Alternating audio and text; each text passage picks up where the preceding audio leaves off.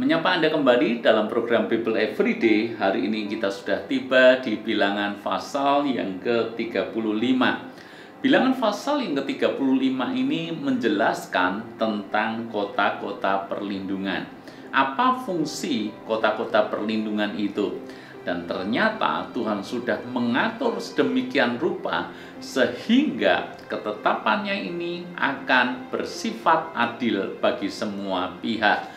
Jadi seperti ini, ada kalanya terjadi peristiwa pembunuhan misalnya, seseorang membunuh sesamanya, maka pembunuhan ini dilandasi oleh motivasi seperti apa dan bagaimana terjadinya, itu tentu saja menentukan hukuman yang diberikan kepada pembunuh ini. Kalau pembunuhan itu dilakukan secara sengaja, entah karena balas dendam, entahkah karena marah, entahkah karena menginginkan sesuatu daripada orang itu, maka ketika pembunuhan ini terkuak, maka pembunuh itu akan dilakukan atau dia akan mengalami hal yang setimpal dengan dia. Ingat, pada waktu itu berlaku prinsip mata ganti mata, gigi ganti gigi, nyawa harus dibayar dengan nyawa. Maka pembunuh yang dia menghabisi sesamanya, membunuh sesamanya untuk tujuan tertentu, maka pembunuh yang seperti ini tidak akan pernah luput dari hukuman. Tetapi bagaimana kalau sampai terjadi pembunuhan yang tidak disengaja? Misalnya kalau dalam zaman sekarang terjadi kecelakaan sehingga seseorang akhirnya meninggal karena kecelakaan itu yang disebabkan seseorang lain yang terlibat dalam tabrakan atau kecelakaan itu. Maka tentu saja yang namanya kecelakaan bukanlah hal yang disengaja.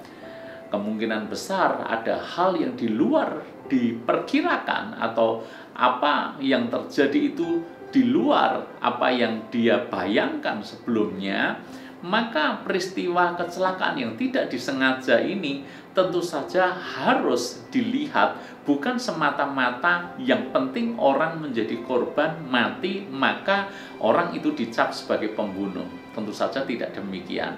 Maka akan diadili seadil-adilnya, diruntut bagaimana kejadiannya, bagaimana kronologi ceritanya dan seterusnya.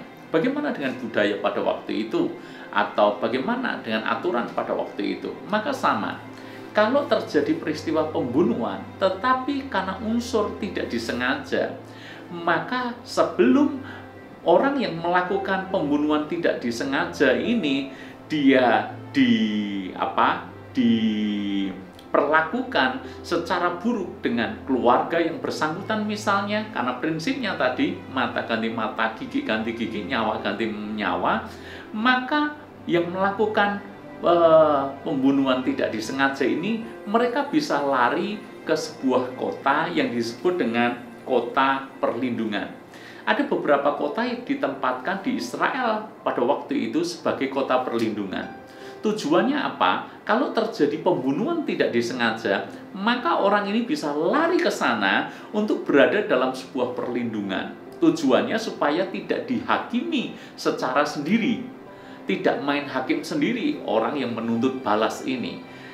Di dalam kota perlindungan itulah baru dirapatkan atau diadili secara bijak, secara benar. Apakah memang itu tidak disengaja atau ada unsur kesengajaan karena motivasi-motivasi tertentu.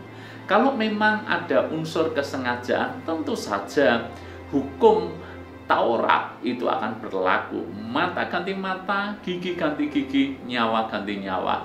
Tetapi kalau diadili ternyata memang tidak disengaja, maka orang ini bisa dibebaskan dari hukuman. Maka kita melihat sesungguhnya cara kerja Tuhan itu sedemikian adil bagi umatnya. Ketetapan-ketetapan Tuhan itu sedemikian cermat. Kalau di zaman ini ada, tidak usah heran, sebab ribuan tahun yang lalu Tuhan sudah mengaturnya. Untuk apa? Untuk keadilan bagi kita semuanya. Maka kita perlu belajar di sini. maka jangan sampai kita menjadi orang yang suka main hakim sendiri. Karena belum tentu apa yang terjadi itu benar menurut pandangan kita. Seringkali apa yang kita lihat itu subjektif, bukan objektif.